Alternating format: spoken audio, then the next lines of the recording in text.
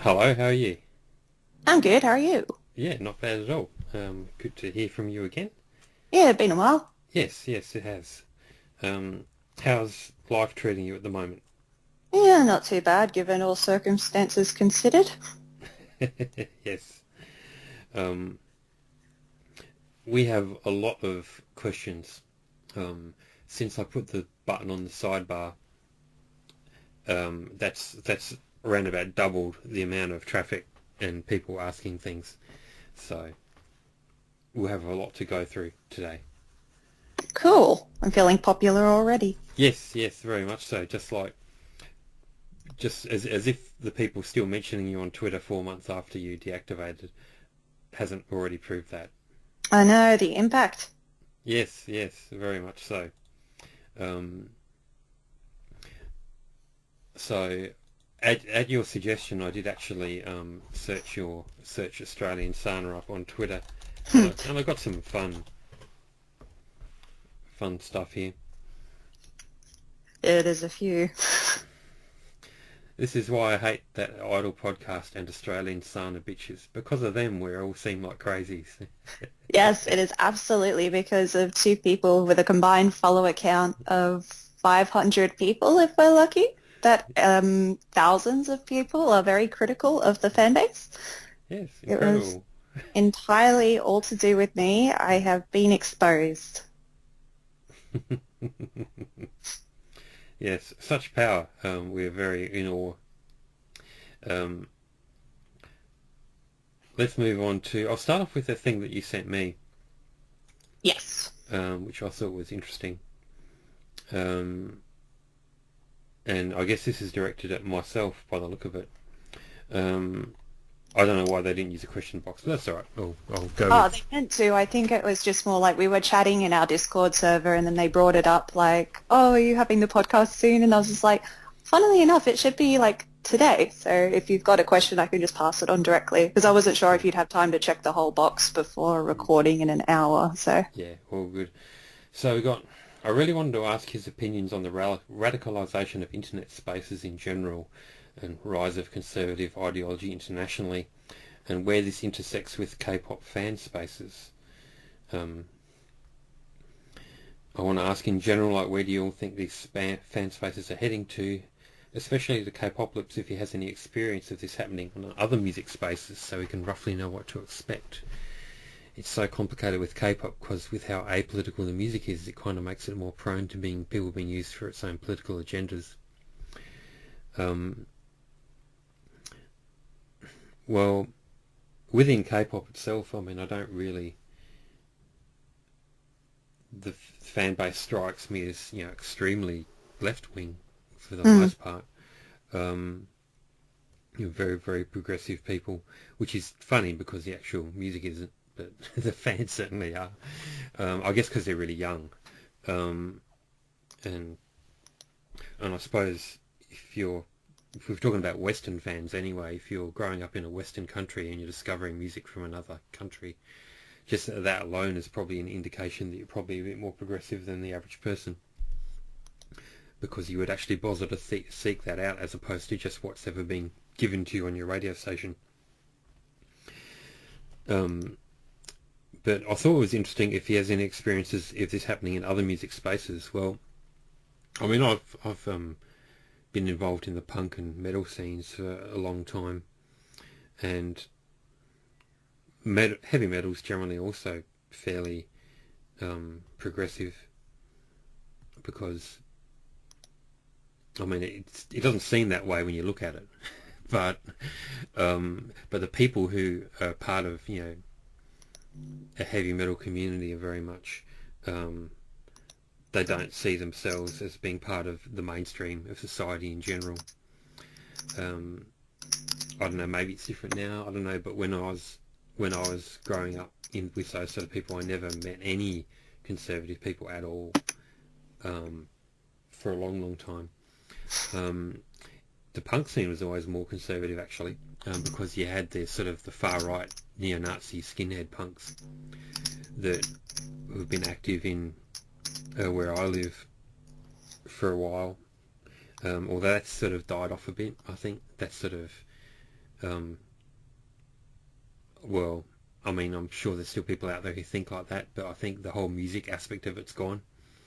But there used to be, bands that had that sort of bent to them.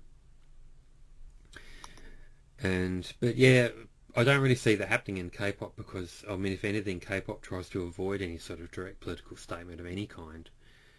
I mean, just look at BTS, for instance. They're, ever since they became really, really big, they've gone out of their way to be very, very Avoid. quiet. Yeah. So, and I mean, that's the case with a lot of these groups. I mean, they want to try and appeal to the maximum amount of people, and so they obviously don't want to take sides in a political thing because then they're going to alienate certain people. And if you're going for maximum audience, then that's obviously not good marketing strategy. Yeah, it's very funny. I think we've discussed this before, but it's just really interesting to simultaneously see people on one side try to hype this group as the reason you should follow them is they're like so much more woke than like all the other K-pop idols who just like sing about like boys or girls and love and stuff, but BTS are like so super deep and political and like they speak about messages to their youth. And then you have the other side who are like, BTS aren't political at all, they're only just musicians, why does everyone expect them to be political? It's like, you can't have both sides of that story existing simultaneously, but that's Army Twitter these days. Well, yeah, I guess they set themselves up originally with a bit of an expectation for They that. did, and it's very fascinating. I actually I didn't write any. I wrote a tweet about it, just about how really stupid it is to somehow still be pushing this agenda that BTS are woke because they wrote a song 4 years ago about this, when clearly they've had multiple opportunities to expand on their activism and have fallen completely flat. Yeah, it's fairly obvious that they're not interested in actually doing stuff because that would take away from the, making product stuff, which is really why they're there. And it's like, from a business perspective, there obviously are reasons I can understand, literally what you've just said. If you take a stance on something, you alienate a huge section of your fan base, and that means less people buying your albums. So I'm not completely illogical, and I do understand the reasons behind it, but I just find it on a personal level quite disappointing. Yeah, it's... I mean, I think I've talked about this before. Yeah. That I've, one of the times I was in the audience, because I have seen them 4 times, to all the people who call me a fake fan or whatever, I've seen them 4 times. And one of the times I saw them, I was in the audience of Mnet Countdown, and they were performing Am I Wrong? And that was done in the middle of protests against the then President Park Geun-hye when people were trying to get her impeached. Yeah. And they went on live television and sang a protest song against the current political party. So, pretty political stuff. Yeah. And then you go from that being a group you're a fan of to, being ostracized if you dare say that you would like them to be consistent with a message that they built their career on. Yes. But yeah, it's just the way the fandom moves, I guess. So, don't really care. I don't think. Be like that. I just want people to be fans. I don't think they really care about anything else. But yeah, to answer that question about other music spaces, well, yeah, other music spaces do lean into conservatism, but they're not really like K-pop in a whole lot of different ways. So I wouldn't say that you could necessarily expect that from Korean pop because of the way Korean pop is made. The fact that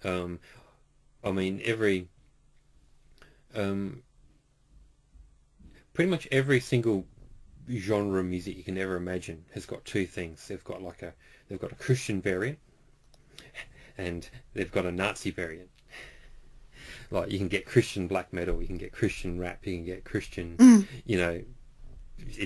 Christian fill in the blank. And it's the same with, Nazis as well, extreme right-wingers or whatever, nationalists, white nationalists, I suppose, to be more accurate. There's every single style of music you can possibly imagine. There's a white nationalist version of it. Even the ones completely dominated by black people. So go figure. But anyway, so but with K-pop you can't really have that because of the way it's manufactured. Because the only reason why those things exist is because there are people who but have those extreme beliefs, and they're also creative. And when you get those two things together, then that's what you get. But with K-pop, you're not allowed to be creative in that kind of way. So that would just never become a reality, not in the current system. The whole of K-pop would have to change drastically for that to even exist. There'd have to be a very large independent movement in K-pop, which there currently isn't. I mean, there is, of course, a lot of Korean independent music, but it's not... it's just so far under the radar, even the popular stuff, that it wouldn't. We're not going to see a group wearing Nazi uniforms and actually meaning it. You know what I mean? It's not going to happen. It's just going to be a fashion show. Anyway, I'll move on to the actual questions, and they're all very diverse. And so, first one. This is what ex-hamster thinks of No Nut November. Thoughts. And this is quite funny. I'll just link it in the chat here.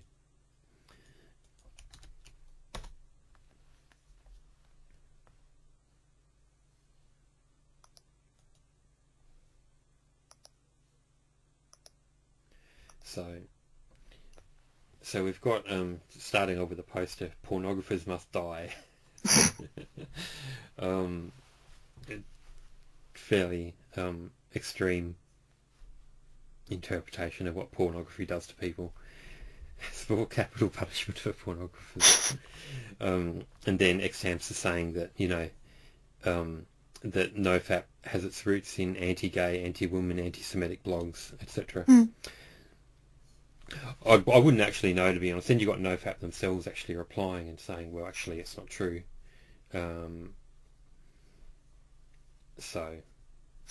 Yeah. I think both sides in this argument obviously have an agenda.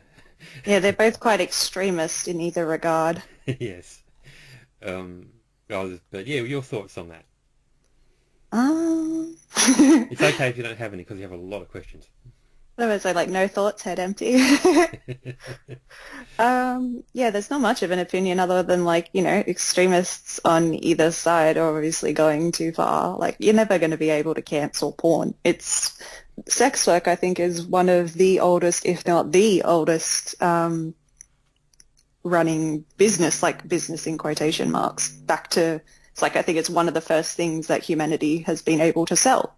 So it's an industry that you're never going to be able to control or police. And obviously some regulation is needed in terms of the age of the people who are involved. But provided that both parties are consenting, then you're never really going to be able to phase that out. I mean, if anything, trying to restrict pornography has horrible side effects and consequences. If you look at South Korea, they, quote, ban porn in the country. And instead of... Yeah, exactly. Yeah. And it's obviously I'm not saying Nthrum is any form or any way acceptable at all. It's disgusting. And I'm not giving it an excuse or anything, because, there's such a thing as a VPN. If you really want porn bad enough, just get one of those. You don't have to sign up to a whole forum that is exploitive. But, yeah, if you try to ban porn, then it's only going to push people into far more extreme ways of accessing it. So because Koreans can't consume or create it in a legal way, it then subjects women to being made into porn without their consent. So it's, very dangerous. Just makes it harder to regulate. Exactly.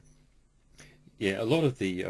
I mean, I wouldn't know about NoFap and the origins of NoFap. I wouldn't have a clue, to be honest. But I do know that a lot of the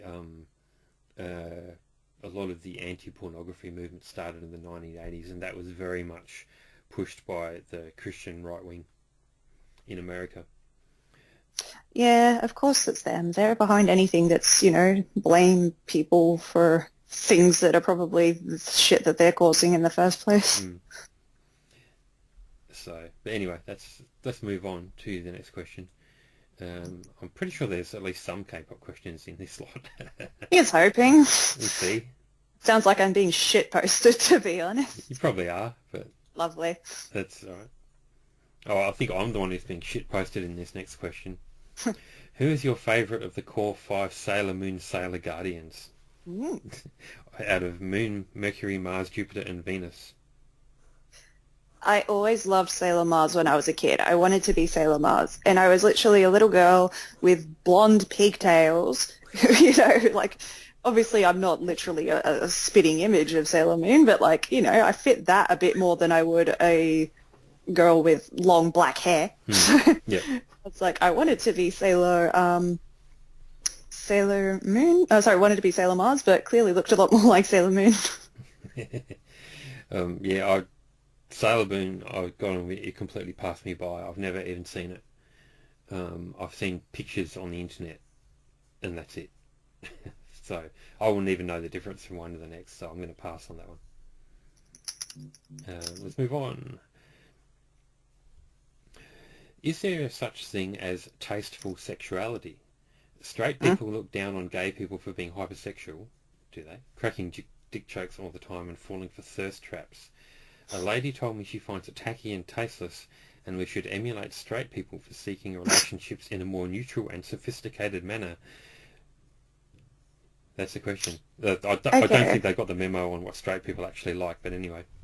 Well, I think it's just because, they always say that, gay people are so hypersexualized, and, I'm okay with gay people just as long as they don't shove it down my throat. But it's there's a very concept of sex sells and the hypersexualization within advertising, and that's always, I won't say always, but I'd say 99% of the time, heteronormative.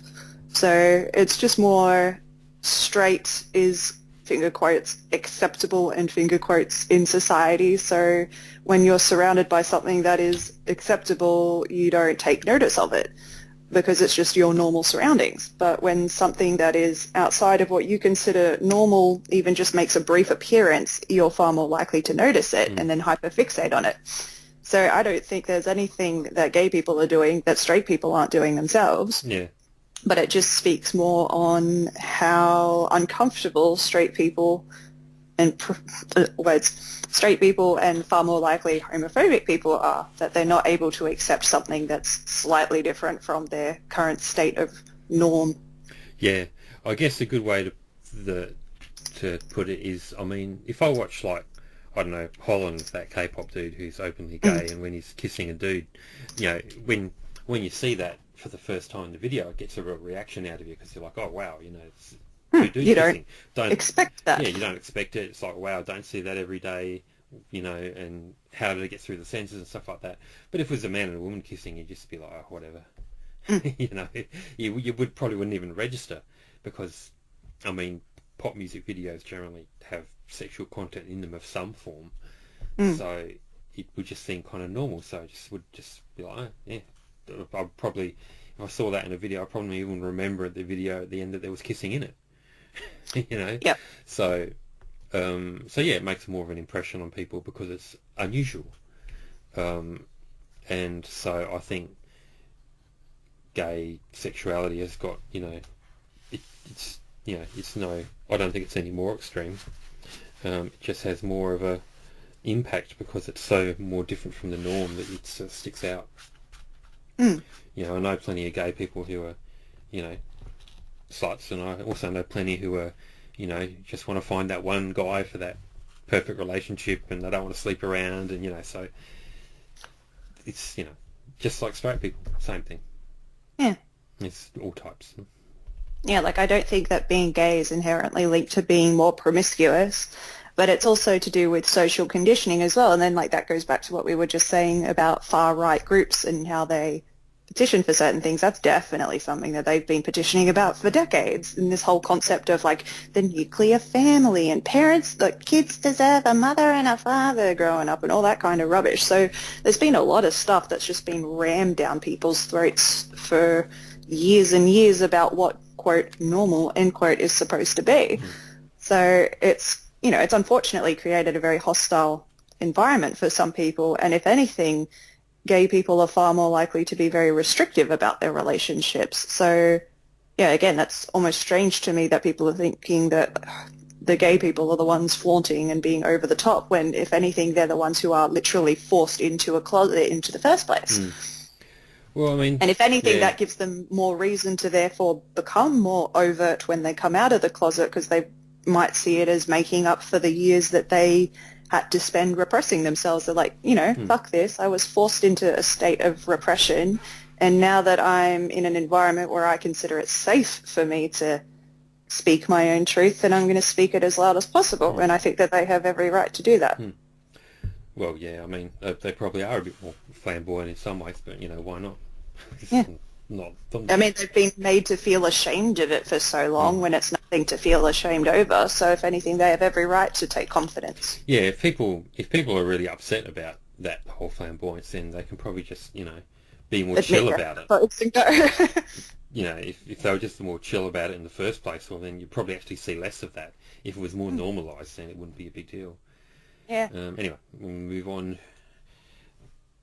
Here we go. Hi there. Since you two are pet owners, I'm curious about your thoughts on some stuff to do with idols' pets.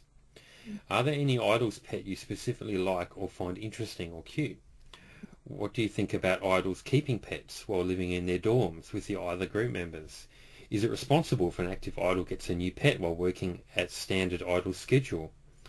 And should managers have to also take care of, be responsible for the pets of the idols they manage?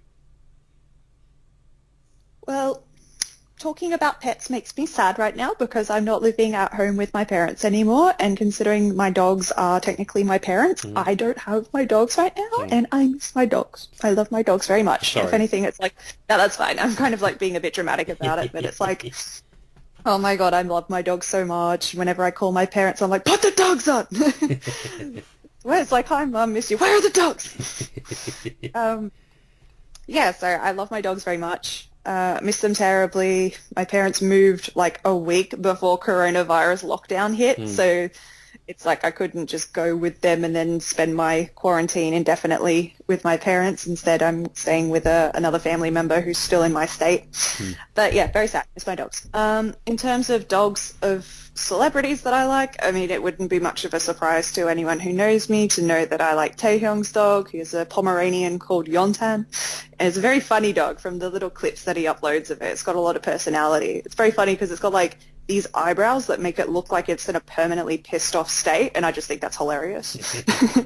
He just follows Taehyung around and he like has these eyebrows that are like, oh. I'm just looking up the my Guhara sex tape post on my website because that's the one that's got all the cat photos in it. Yeah. I mean, I don't really spend much time thinking about other people's cats besides my own, but I actually really like Uza's cat, independent musician Uza.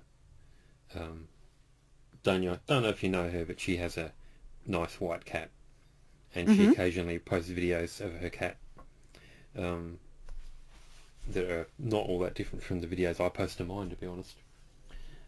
Just of her cat hanging out doing random shit, and yeah, so that's a nice cat. But there's not too many bad cats out there. I love cats. I've got a friend of mine who has a cat, and whenever I visit their place, I always like spend time with their cat. And then I've got another friend who has 2 cats, and then another friend who has, I think, 3 cats. So I've got a couple of friends who have cats, and I'm always happy when I go to their place and get to see cats because I've always wanted a cat, but my parents are not cat people. Yeah. What about the other side of the question, which is, how do these pets get actually looked after? I always suspected that the pets were, except in the case of very A-list idols, I figured that the pets were probably, just trotted out for show or something. I mean, I don't doubt that someone like maybe IU has their own pet or someone like that, but someone who's getting his training all the time, how, really have If anything, I would assume the pet is the family pet, like with the parents, because I think that's what happened with Infinite. Because Songyeol had a cat was honestly a really ugly cat. I'm sorry to insult his cat, but it was like a Siamese cat, and not Siamese. It's the one that's got like no fur. They Yeah. creep me the hell out. Oh, yeah, Silly's had one of those. Yeah. Mm. Yeah, I know Sully had one too, yeah. Like, I don't know, even Sully's one was a bit cute, but like Songyeol's one was just scared the shit out of me anytime I saw a photo of it. But yeah, he had the cat, and like I was wondering the same kind of thing. If anything, like he sometimes even took it with him to schedules. He had it in like a carry basket, but I think one person in the crowd, you know, tried to like pass him a letter or pass something to one of the other members, and it knocked the case and like scared the cat, and he was pissed. Either because of that or just because of, I guess, the dorm life situation, he ended up giving it to his parents to look after. So that's something that I would assume happens in a lot of cases, is that it's like a family pet that stays with the family. And I know that happened with BTS as well. Like Jungkook has dogs. I think his name was, no, I can't remember the name of Gumi or something. I can't remember its name. I can picture it vividly in my head, but I know Jungkook has a dog. I know Namjoon also has a dog. And Hosok has a dog as well, and those three dogs are with the parents and the family. Right. I'll defer to you on this because I've never really thought about it, but that would make sense. Yeah. Because I'm sure the idols don't have time to look after them, and I'm sure the management doesn't either. Yeah. Let's move to the next question. What do you think separates the K-pop groups who make it big and the ones who fail? Money. Luck and timing are definitely huge factors, but outside of that, what key ingredients do you personally think can cause a group to blow up? Money. Is it a matter of outputting as much content as possible and hoping something will catch on? Money. Well, that takes money. Yeah. Yeah, absolutely money, and industry connections as well. Like if you look at who has managed to have a successful group, virtually all of them have some sort of insider connection. As you already said before, timing and luck is a huge role. So for example, I like A-Pink, and I think that something that has hindered them ever achieving a national girl group status is purely the time period in which they debuted, because at the time they debuted, SNSD were still at the peak of their career, and there was also 21 still at the peak of their career, so there was never really an in for them to be able to become the number one top group. And then when the kind of phasing out a bit happened of that time period, that 2015, that was when Twice debuted. There was a bit of an opening for that in the market, and then Twice took that title really quickly. So there was a bit of a gap. And I always thought their company was actually really shit for not following up, for not actually making the most of that gap. I think they had that really good song that was super successful, L-U-V-E. They spelled L-O-V-E love, but it was titled L-U-V. Yeah. That always fucked with my head. That was a really, really huge comeback in terms of music show wins, and I think it was it set a record. It was at a time period where I think that they could have really used that boost and then gone on from that really well. And then A Cube at the time, I think they've got Plan A, that's their name now. Plan A kind of did nothing with them for a year and tried to make them a thing in Japan, which again, timing and luck. I think they've got a hell of a lot of potential for success in Japan because their sound matches a lot of J-pop aesthetic. The problem there is Japan obviously has a thing for younger girls, even though they're quite young and were even younger at the time, but they like their idols to be 13. So that was a thing they didn't really consider very much. And also the political issues between Korea and Japan, and how that's always a bit of a up and down thing, and that was definitely in a down period. So they wasted a year of their career trying to force them into Japan when they really could have been solidifying themselves in Korea at a time where there was starting to become an opening in the market for a new number one girl group. So I've always felt Plan A really wasted that. But yeah, timing, luck, potential, good management strategies. Obviously that right there, that wasn't a good strategy. They focused on a market that was nearly impossible to crack when they had something back in the home country that was, really had a lot of potential to build on. And then I guess, as I was saying before, the connections within the industry. So for example, ARMYs love to go on about how self-made BTS is, and they came from dirt and they were so poor and they used to starve and all that shit they talk about. It's to an extent, yes, Big Hit was a shit company. It always has been, and as you can still see now, always will be. But something that they conveniently like to forget about when they try to separate them from the big three is how close Bang Shi-hyuk is with JYP. So JYP, Big Hit and JYP used to co-manage the group 2AM. 2AM. Bang Shi-hyuk also used to write songs for JYP for a very long time. I think he wrote some major groups at the prime of their success, it's either GOD or HOT, but it was one of those. I think it was GOD's the one under JYP, and he wrote for them. And he worked under JYP, and he spent years at that company. So obviously he would have been building a hell of a lot of connections.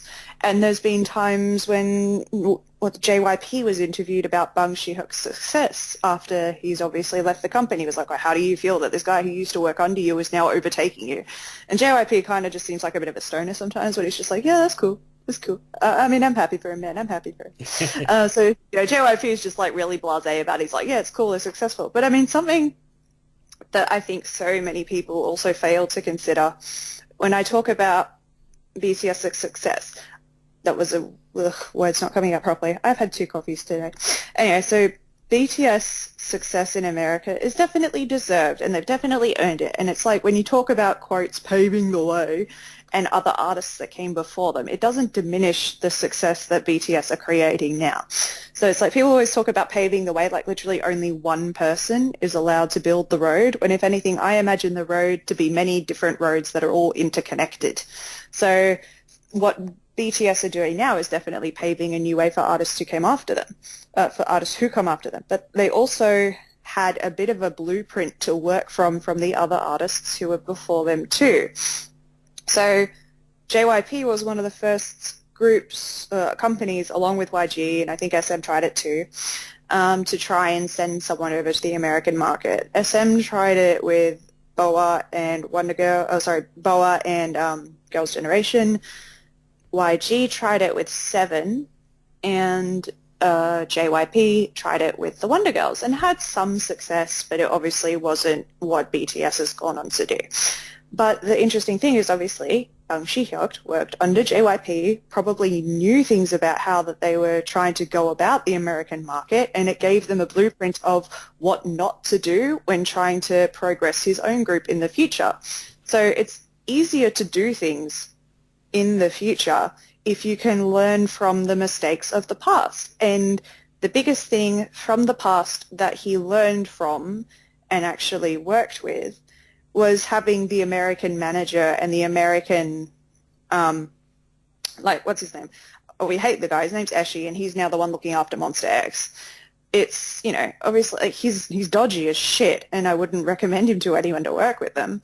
But even just having an American distributor and an American partner, that was something that all of those other companies had lacked when they tried to do it themselves, because from a K-pop perspective, you want to maintain as much control on your group as possible, and you also want to reduce the amount of profits that you have to share. So that was a huge reason why none of those other companies had allowed a contract like that, because we see all these things coming forward now, like UMG signs this group. I think UMG is Blackpink, and then Capital is the one with Super M, and Twice just signed one as well, I think, with Republic, and G-Idol's now got one as well. So all these American contracts that are coming through, you can definitely say BTS paved the way in that regard, because they were the first group who actually took that leap, reduced the amount of profits that the company would be able to make off their sales in America, but they were smart enough to realize that a smaller share of a giant profit is obviously a hell of a lot better than a majority share of shit all.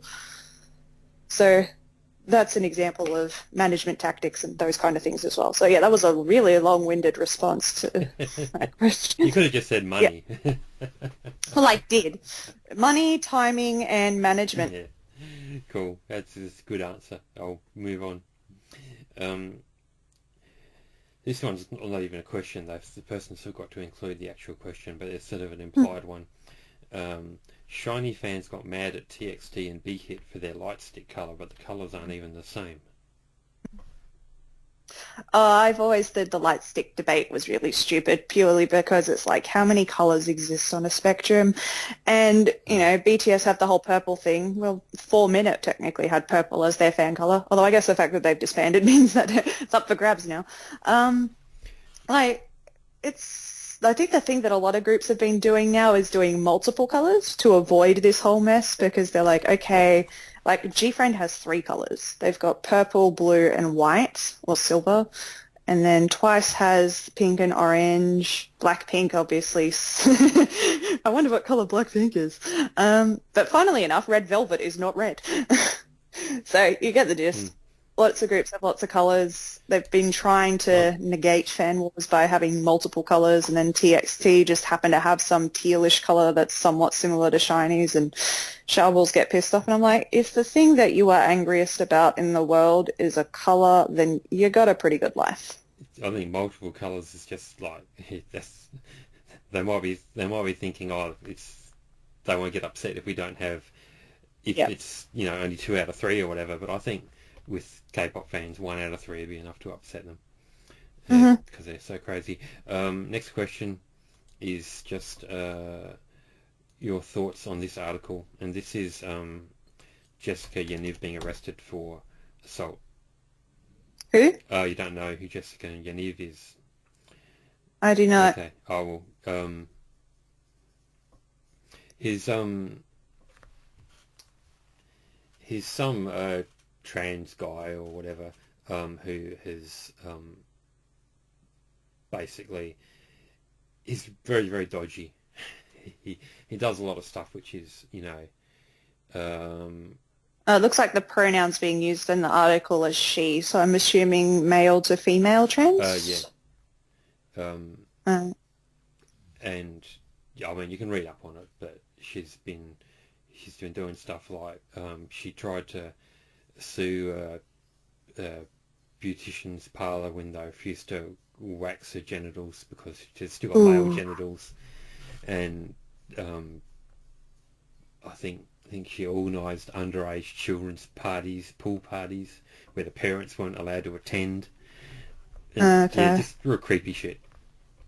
I think in that case, like, I can't give much of an opinion because I literally just said who when their name was announced, but the thing that I will state is it's always really unfortunate when one person is a bad egg from a minority group, and then they're clearly then used by racists, bigots, homophobes, etc., whatever opposing end, to then try and make them an example of this is why these people shouldn't have rights. So yeah, I always find that, I guess, upsetting, because I know plenty of people. So I've got a friend myself who is male to female trans, and, you know, they've never done anything to hurt anyone. And yeah, so it's just like, you know, one bad person who is a part of that community, unfortunately, shouldn't be used as a, I think there's the expression about tarring someone with a brush. Yeah, I mean, dickheads come in all types, so you're going to get trans dickheads just like you're going to get straight dickheads. It's like, I mean, going way off topic here, but it's like the thing that I'm seeing about the whole coronavirus situation. It's like you look at how, because it originated in Wuhan, now Asian people all over the world are becoming targeted victims of hate crimes. You see black communities are now disproportionately infected and then have the lack of resources, which therefore leads to an increased rate of death in their communities as well. And then they're somehow now being made a target in China. Like, you see the signs up saying, no black customers here. I'm like, how the fuck is China blaming black people for it now when it came from their own country? That's a bit weird and racist.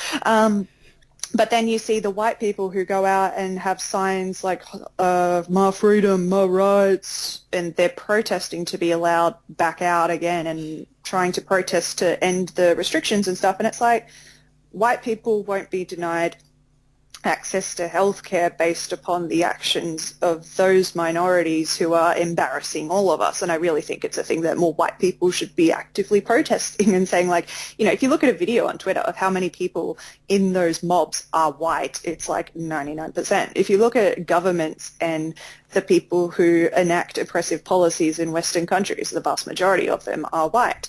Yet as a white person, I don't experience any discrimination based upon those actions. So it's just a thing that I've always got the shits with.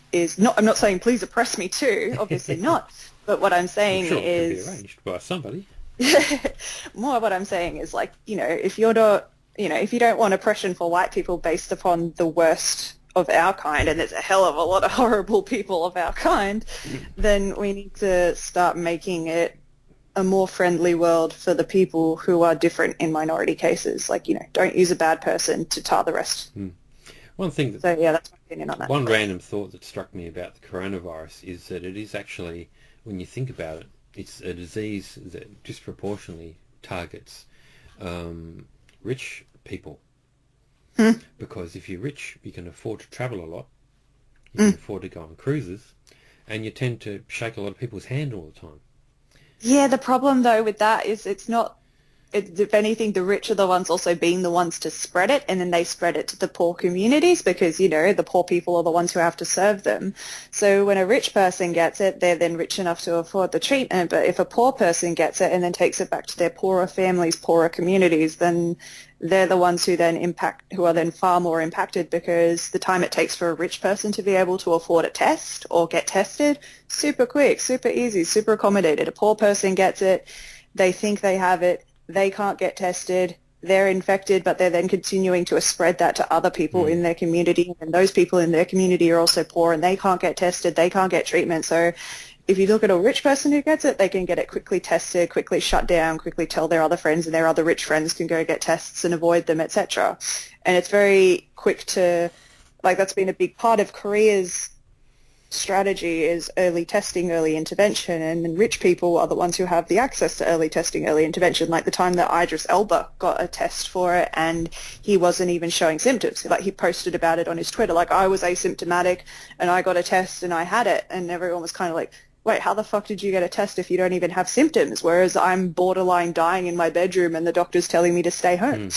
So, yeah, I get what you're saying in terms of rich people might have the initial exposure to it more likely due to the fact that they travel, but they're far more likely to then spread it to other people who then don't have the access to get the help they need. Yeah, eventually. I guess it's a bit like Reagan trickle-down economics, except it actually works. Yeah. Unfortunately. Yeah. They'll give us their diseases, but they won't give us their money. Oh, that's coming too in dribs and drabs. Yeet the rich. Yeah. Let's move on. Oh my god, it's... I love that reaction. Yeah. Here we go. Fuck, marry, kill. Oh dear. I don't even know. I haven't seen any of these three. But okay. Joaquin Phoenix's Joker, Heath Ledger's Joker, or Mark Hamill's Joker? I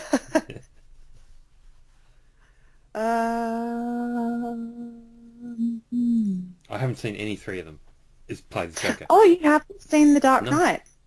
Really good movie. Highly recommend. Because that's just my personal taste, but I really like Christopher Nolan as a director, so I enjoy a lot of his movies, and then I also enjoy superhero films, so it's like combining two of my favorite things. So I guess out of principle for that, I'll marry Heath Ledger's Joker. I'll fuck the cartoon just for shits and giggles, and then that leaves me killing Joaquin Phoenix. All right, next question. Scenario: you're the defence minister for a country currently at war. There is currently conscription of all gendered people into the military under 35. A common problem you're facing is that many women are trying to dodge the draft by getting themselves pregnant. Abolishing conscription is not an option because your country's survival depends on victory. How would you solve this problem? Forced sterilisation. Let's go full dictator mode. That's exactly the response I'm sure everybody would have expected from you. Thank you. We are not having another baby boom. The last time a baby boom happened, it ruined the economy. So there we go. Next question. What do you both think about Dan Peterson? Who? I don't know either. I have to Google. Me too. Dan Peterson, American baseball coach? Right. Knee-jerk reaction. I thought you liked baseball. You're supposed to know who these people are. Yeah, but he died, apparently. Oh, okay. Is that what I'm supposed to... Was he the racist one? I know that there was someone who was involved in the NBA who was super racist, because this is a guy who went to the NBA, but I don't know. It's hard to say. Italian team? Something? I don't know. He's nicknamed the coach for his legacy in Italian baseball, so I don't think he was that racist one. Okay. Yeah, I don't have much of an opinion, sorry. We'll pass on that one. Next one.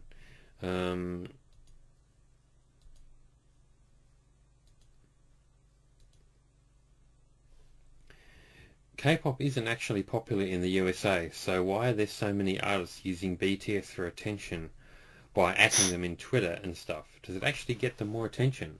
I suppose it baffles me because I don't go telling people in real life that I like K-pop. The old classic, everyone's using BTS for clout. I think a lot of people who come into the fandom later have this perception that everyone's using BTS to ride coattails on. And perhaps it is true to some extent. I don't particularly like it myself when people try to force everything back to a BTS-related narrative if other K-pop acts are coming across to America, because I think people deserve to be recognized based on their own merits. But again, they are conveniently forgetting a time, either forgetting or they've never been made aware of it. But to anybody who was in K-pop fandom in 2015, the words "any armies here XD" are synonymous with really fucking annoying people inserting BTS into conversations where they were clearly not relevant. So it's like armies are obviously, now that they're at the top and they're the number one, they're super happy to just, forget the time where they were the annoying beggars. But their own group's history is based on how annoying the fandom was, shoving them into every conversation and therefore getting them that exposure. And I mean, hey, part of that paid off. So can you really blame all these other groups for now trying? Yeah, it makes sense. So, I mean... I think that's the short answer. Yeah. And I think I've given enough long answers already. Yeah. And, BTS, I mean, they are popular in the US, so... Yeah, they're up there with the Biebers and all that now, which is quite an achievement. I mean, let's not downplay. Yeah, I mean, people seem to think I'm this person who's like in denial of BTS success. Not at all. I admit them as being very hugely popular. Good for them. I have no bitterness towards it because it was something that I spent years wanting to happen. Yeah. And I think and so I think the way it works for them is just like the way it works for any big music star. Obviously, other people would love to be a feature on a track because they get a bit of that fan base and stuff. It's just yeah, I mean it's like they always say like, oh, I don't have to like every pop artist just because I like Lady Gaga, so why does everyone think I have to like every K-pop group if I like BTS? I'm like, no one ever said you had to. But the other thing that they also seem to forget about is how much other pop stars are always compared to other pop stars. Like, this isn't a BTS and K-pop exclusive thing. Just think about Britney Spears and how many people that she was always compared to throughout her entire career. There was a whole Britney and Christina rivalry. There was, I mean, they're definitely not rivals, but Mariah Carey and Britney, even though they're completely different types of artists. So it's like any time someone new is coming up, they're always compared to what the so-called standard is. And I would definitely claim BTS is definitely the standard for American success right now. Let's move on. Do you agree or not? And I'll show you I'll just send you a link. Cool.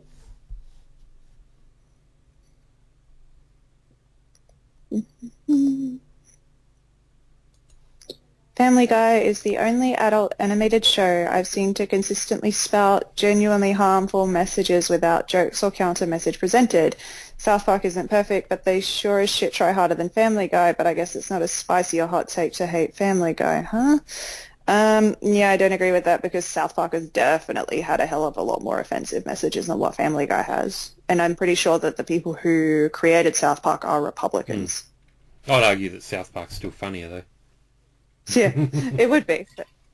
It definitely. I mean, regardless of their political opinions or not, I think... yeah, just their ability to tell jokes and use satire is more effective than what Family Guy is by a long shot. Family Guy is just like The Simpsons for dumb people. Yeah, it is. It's very much in your face, straight up slapstick. It's The Simpsons for people who are too dumb to understand the second layer of humour in The Simpsons, but they like Homer going, "Duh," and yeah, that's basically Family Guy. I mean, it's fun. Like, I don't like Family Guy. I don't necessarily go out of my way to watch it, but sometimes I go over to my friend's place and they like Family Guy. So if they're watching it on the TV, I'll watch it with them, and I don't complain or anything. It's all right to have as background noise on or whatever, but it's not something that I'm super invested in. Next question.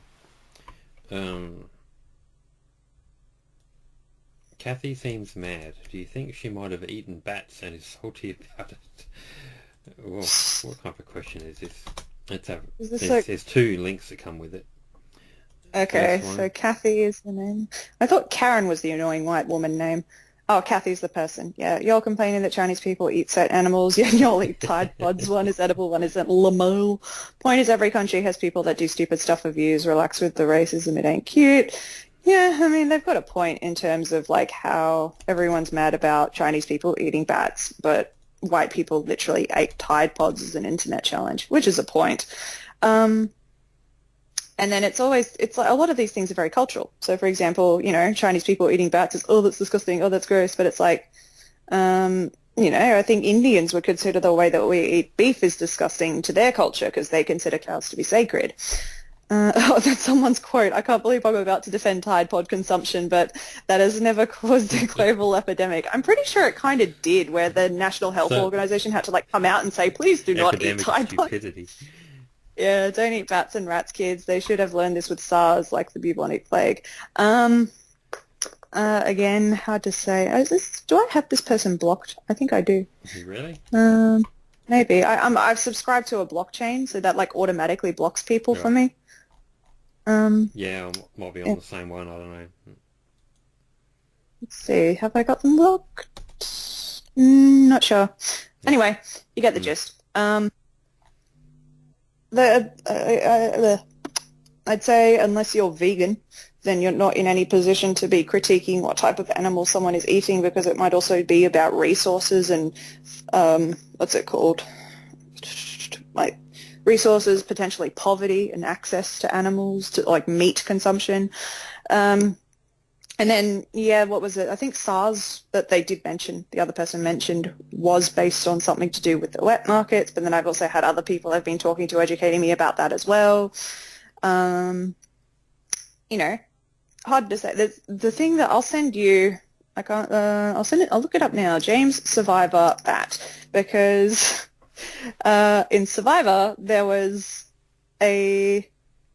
This is like Survivor years ago, fans versus favorite. I think this was Survivor season 16. It was either the China season or Micronesia season, but James on Survivor ate a bat. Yeah, it's from Micronesia. Yeah, and in the Micronesia Survivor auction, that was because in Survivor you can like bid on blind items that are covered by something in the auction challenge, although they don't seem to do the auction as much anymore. But I'll send you it's on Reddit, and someone says Chinese bat, and then someone corrects it like, no, this came from the Micronesia season.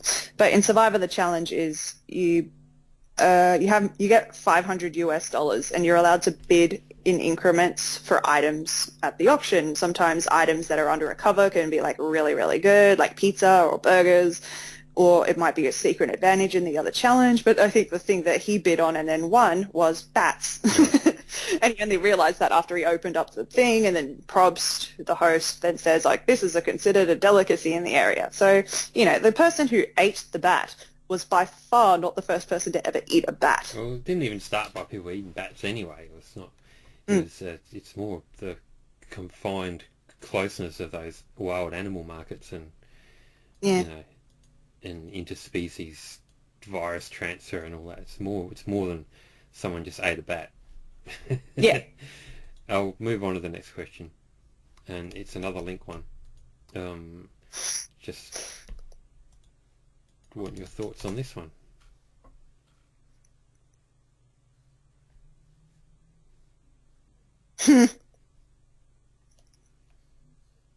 Why do ancient Greeks have small penis? I've always wondered that, to be honest. Oh, the article actually explains that. Basically, that's just the beauty standard of the day, and it was because it was considered to be godly, because all the devils were sort of always were drawn with really big penises, and so I think it might have been the artist overcompensating.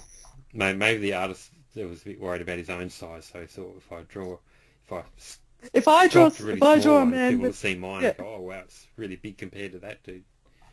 yeah, pretty much. See, if this is the standard for gods, then I'm even better, kind of thing. Like, Who knows? yeah. Yeah. Next one, Do you ever leave the house without showering and or in your sleepwear to do short visits to the supermarket or provision Um, shopping? yeah, I don't leave my house, period. Well, none of us do at the moment, I guess much. I, yeah, yeah, like I don't leave the house at all, at all. I'm in like full on lockdown isolation. You know about my history with my lungs, Yeah, I don't you? do. Oh, you're very high risk. Mm. Yeah, so I had for anybody who's listening that isn't currently aware, I had 4 previous lung collapses and then 2 additional surgeries when a virus that is meant to attack the respiratory system. I don't particularly want to take that chance. My doctor who I spoke to said that I shouldn't be at risk more than anyone else because everything's fixed now, but it's not something that I'm particularly keen to go and test. Yeah, So, yeah, it's I'd say you're high risk. thank you. Yeah, so yeah, I've got a medical certificate anyway, Mm, so yeah, I'm yeah. Well, leave house not without gonna. showering. I mean, that's like normal, isn't it? Do people? How often do people shower? Every 5 minutes? I'd say once a Yeah, day. once a day will do. Jesus. Um, oh my God, a million links and stuff. Oh, fuck. I'm not going to share them all, but the question's fairly lengthy, so you get the idea. Um, Cool, cool. why did, I don't know if this is even a false pretense that sets this whole thing up, but anyway, why do you think female-centric fandoms seem to be the most toxic of all? Why do you think mainstream media does very little to call out these very toxic female-centric fandoms? I'm gonna stop you there, Chief. I mean, have you not seen how many articles there always are about like delusional fangirls and everyone? And don't get me wrong, like I am the first person to fucking call out the toxicity of the BTS Mm, fandom, but it is very interesting how they get so much shit, which they deserve and deserve more of. But what is it? Fucking sports fans will go out. I remember, like, I'm pretty sure, like, 'cause I'm a Bruins fan, based upon the association of everything in mm, Boston. And I vividly remember, I'm pretty sure it was the year the Bruins won the Stanley Cup. It was in Canada, and Canada fucking rioted. mm, Was it the Bruins? I don't know. I just remember it was something because I follow the hockey because of the Bruins very mm. vaguely that I was exposed to that. So whether it was the Bruins or not, but yeah, Canada had a fucking riot over sports ball or sports puck in this case. So, like, if you're going to talk about, oh, why are females so toxic? It's like, look in the mirror, mate. It's just because society as a whole is so, patriarchy, all that feminist stuff. Mm. Men being passionate about sports is passion, whereas women being passionate about music is obsession and fangirl and oh my god, it's so toxic. So yeah, there's definitely a bit of a lens that people are viewing things through, and maybe they don't classify men causing millions of dollars of damage to a city over a game to be toxic culture the way that girls being loud over pop music is. The examples they give, besides the K-pop fandom, is all Star Wars related stuff. Star Wars Raylo shippers send death threats to Lucasfilm and film director and oh man, I'm not even going to read it all, but yeah, you get the. I think you've nailed. Do they forget the fact that Star Wars fanboys were the ones who bullied half the cast into not using social media? And it was the Boston Bruins. I just Googled it. Queen of hockey knowledge. It was 2011 Vancouver Stanley Cup riot. It was in Canada. There was the Vancouver Canucks in Game 7 and the Boston Bruins. You won that game. At least 140 people were reported as injured during the incident, 1 person critically, 4 people were stabbed. 9 police officers were injured. 101 people were arrested that night. In 4 years after the riot, the police finished their investigation and recommended final charges against 2 suspects, bringing the total to 887 charges laid against 301 people. So if we're going to talk about toxic culture and fandoms, I would like to ask the lovely sender of your question, when was the last time that a female toxic culture was responsible for damage of that amount? Cool, touche.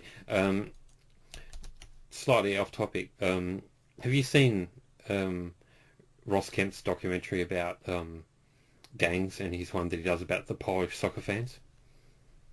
No, I Oh, have not. I'll link it to you. Have a look at it later. It's Cool. like about 45 minutes out of your life, but it's worth a Yeah. look. Anyway, moving on. Um, do you think that Kpopalypse would make a good air hostess? Oh, I just read the damage was $4.2 million, by the way. That's what I was looking for. And what about K-pop host? Who am I? Do you think that Kpopalypse would make a good air hostess? I don't know. I feel like you'd get fired for calling someone a cunt. Oh, I'm not. Nah, I wouldn't do that. I'm not an angry person. Well, even when I'm right, I'm not angry. Everyone thinks I'm angry. I'm not. Yeah, I think I get a lot more hype for being angry than I actually am as Yeah, well. I'm pretty chill. Next. More fuck, marry, kill. Ugh. Come on, guys, get some new ideas. Luke Yeah. Skywalker, Anakin Skywalker, Kylo Ren. All right, we're killing Kylo Ren because Mhm. gross. Fuck Anakin, marry Luke. All right, cool. Do you like any card songs? If so, what are they? I like Don't Recall. That would be my favorite song by them. Excuse me.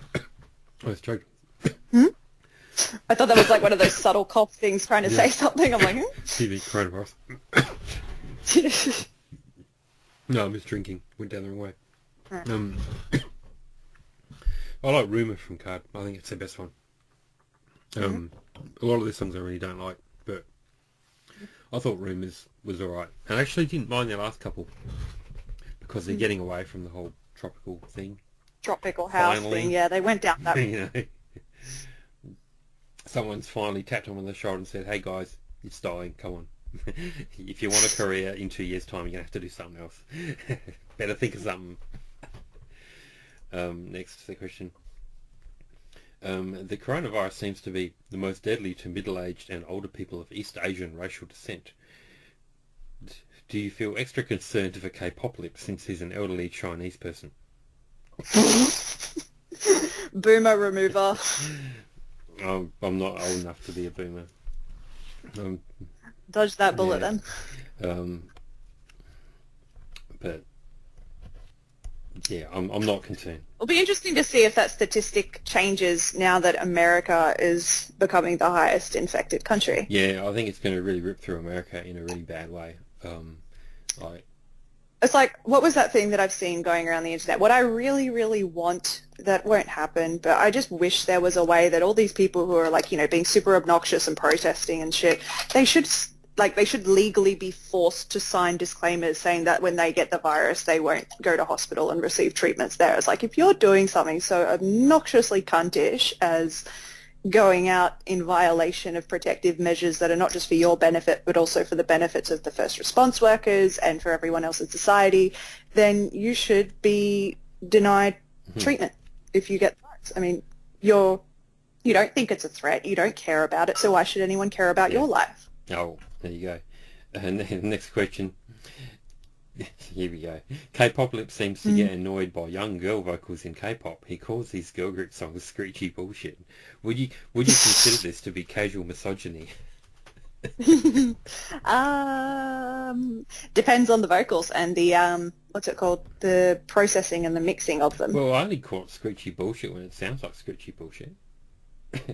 Yeah, I mean, what was it? You don't like Eyes One or Eyes Zone. You don't like them very much, do you? No, they don't have a song I like. I mean, they're not a really super screechy group, but they don't have any good songs either.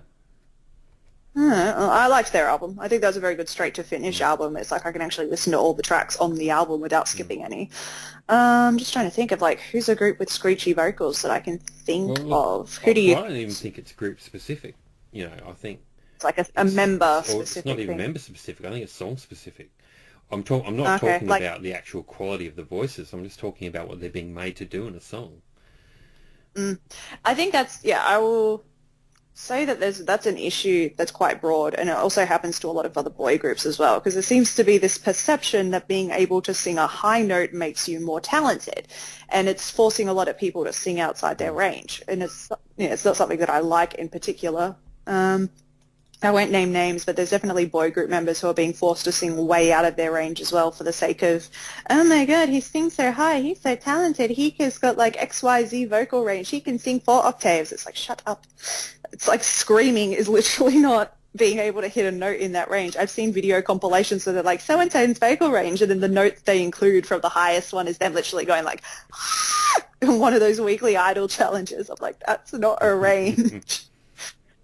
But, you know, people love to circle jerk about how talented their opera or ani is. So, you know, I'd say that's an industry-wide problem, not just misogyny. Yeah. And next one, if you...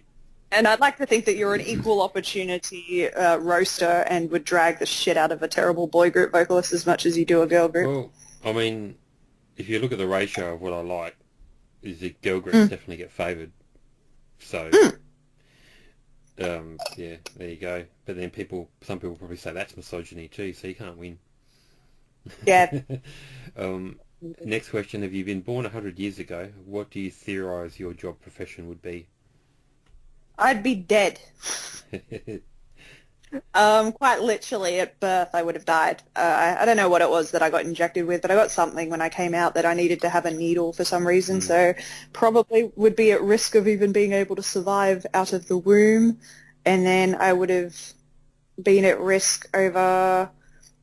Oh, I had like chronic tonsillitis, but that's not really lethal, but apparently if you leave it untreated for a long time it can be, because it can like, you know, grow into different areas, so that would have... Well, you would have been... I don't know, I probably would have... went out anyway, right? Yeah, exactly. That would have got you in like the if the end. Yeah, if the tonsillitis would have got me, then the lung collapses definitely would. So I like to think I'd be dead. Okay. I don't know what I'd be 100 years ago. K-pop blogger, probably. Next. This person asks, is this accurate about Australians? So I'm just going to find out what the link is and send it to you. All right.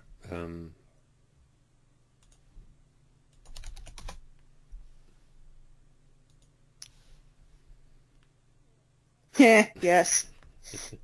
Literally textbook Australia. All right, moving on.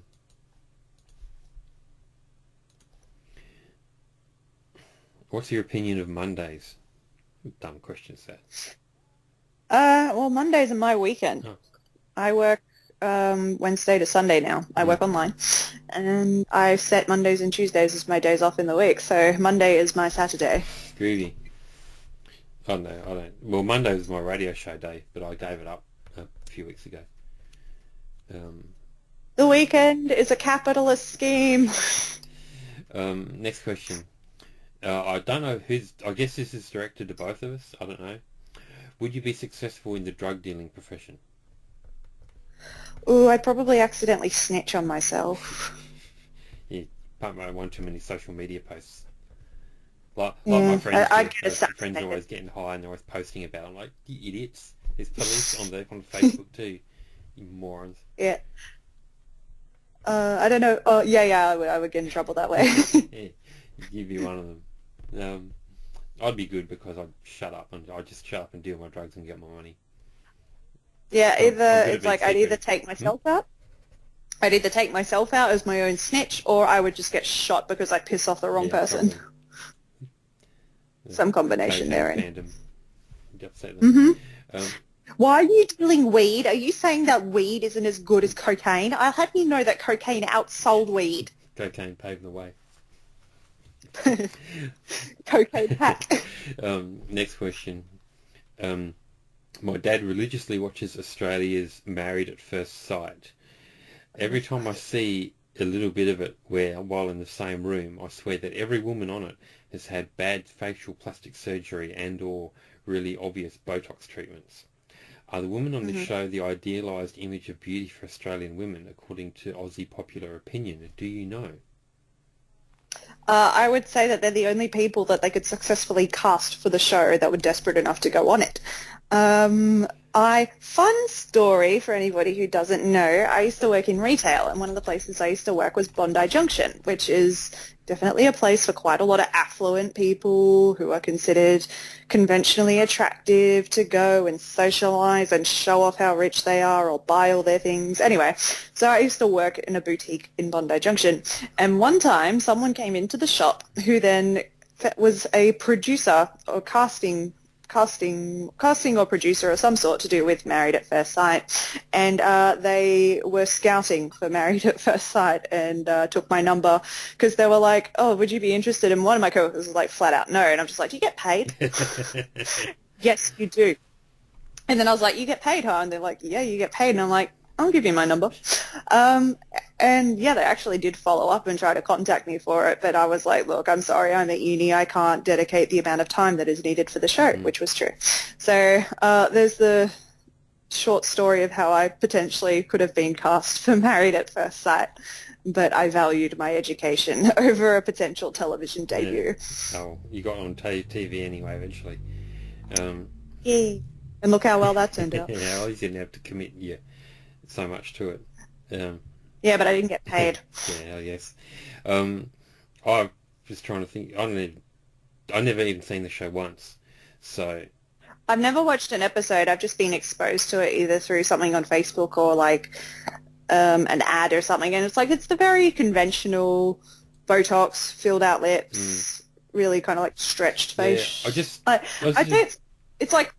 It's the cliche Instagram influencer face. So I guess when you're talking about an ideal standard, I wouldn't necessarily say that's what everybody universally finds attractive because that's obviously a very subjective concept. But it tends to be what a lot of people think they need to look like to be popular on Instagram as an influencer. And of course, if you look, a lot of those contestants, also like The Bachelor as well, have their own Instagram profiles, and their goal out of the show more often than not is to gain a following and have a career online that way. So it's what they perceive to be the standard. I just did a Google search of like Google image search, Married at First Sight Australia, just so I could see what these people look like because I've got no idea. And yeah, they just all look kind of terrifying. That same look. They've got exactly the same smile. They all got the same makeup. The hair colour changes a bit. Or even the hair's all kind of that same wavy sort of thing. Yeah. So, what was the question again? Is it... I don't know. I don't even know what Australian women consider beautiful. Or what Australian pop opinion is. I don't really know the answer. I wouldn't think that'd be it, but what do I know? Again, super subjective. Yeah. Next question. Which is better and why? I Got a Boy by SNSD or So What by Luna? Oh, God. Can't say I like either song very much. Yeah, it's like I like Luna, but I did not like that song. And then I definitely don't like that song by SNSD. I'd say Luna purely because of the fact that the fandom hasn't tried to claim it as the Bohemian Rhapsody of K-pop. Yeah, I think the fans have been slightly less annoying about it. I think some of them realise it's not very good. And that's that's kind of good. But yeah, it's a screechy bullshit song, if you want an example. Luna's So What. But I don't find any of their other songs to be screechy bullshit. Yeah, it's not a criticism of Luna as much as it is the actual production of the song. It's to do with the way the song's written and what they're asking the girls to do in the song. It's nothing to do with the girls themselves, who sound perfectly fine on other songs. Yeah, anyway. Moving on. I was browsing the JB Hi-Fi website recently and BTS Map of the Soul 7 was on the top page. Do you consider this to be a noteworthy achievement and why? Fun fact, I bought the album from JB Hi-Fi, so again, anti-Sana strikes again. I can't believe you actually found any K-pop in JB Hi-Fi. I've never seen anything like that in there even once.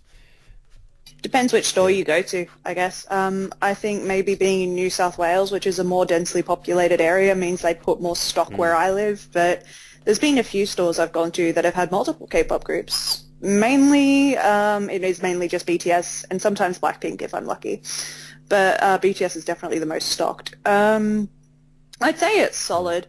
It's more to do with when the album was released, it was like the number one album in Australia, and I think they actually managed to keep it number one for 2 weeks, which, you know, is pretty solid given they don't get much promotion here, and also that K-pop groups internationally tend to have like a really big debut week, but then they drop really quickly after as well because K-pop marketing is not conducive with long-term success. And that's still a key issue that I think Big Hit are too stupid to address, and it's going to hinder them until such time as someone actually changes things. But yeah, the K-pop mold is all about having, like, you know, rapid comebacks, rapid succession, and that's how they make a lot of their money and stay relevant in the industry, is by constantly being in the spotlight.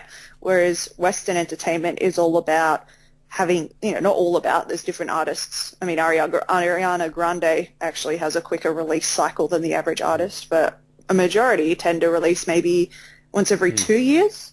And, like, you know, K-pop fans would consider that to be a long-ass hiatus if anybody did that, let alone BTS, who release an album every 6 months these days. But, yeah, I think that's getting sidetracked, but I just consider this a point. You know, let's consider the album Map of the Soul 7. I have issues with the production and mixing on the vocals because I think that you can kind of tell it was recorded in hotel rooms at certain stages, like, or when they were busy, when they were on tour, when their voices were worn out, but they still forced them to record anyway because they wanted this album out as soon as possible. But to a lot of them, I would say it was marketed almost like it was their magnum opus and everything they'd spent all their career trying to work towards, because, like, it was named Seven, to do with their identity as a group of 7 members and the fact that it coincided with their 7th anniversary of release. And it was like, it's a fairly long album. It's a full-length album. I think there was 5 songs that were taken from the EP Map of the Soul, and then there was like 13 new songs. I can't remember off the top of my head, but it was quite a long album. And so you'd hope for it to be number one, and you'd hope for it to be on the relevant for a while.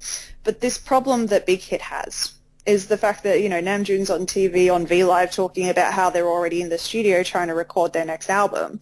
And it's like, if this was America, you'd still be this is America, but, like, they're in America. Like, they're trying to become more relevant in America. They are actively seeking American promotions. So if you are making your career America-centric, or making America a hell of a lot more relevant in your career than it originally was, there are certain adaptations that should be made, I would say, in a Western market. And one of them that is very common in the American market is the fact that you promote multiple tracks off the album. And Big Hit did a half-assed version of this when they released Black Swan first, but I would almost call that sabotage, because they didn't include the members in the music video, and I think at one point one of them even said on V Live they didn't even know the track had been released as a single. A bit of a laugh in the face of all the armies who seem to think they're so in control of their career, unlike all those other controlled groups. Anyway, so they did a half-ass release, but it wasn't properly promoted.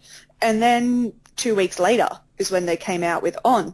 And it's like, that's not the proper release strategy of groups or artists, individual, who promote songs. It's like you send a song to radio and then you work on promoting that song as much as possible, and you keep promoting it for weeks. Like, BTS will have their debut week where they go to America, they do the cycle of talk shows, they do a few appearances and a few performances, and it's cool, and then they're gone in a week.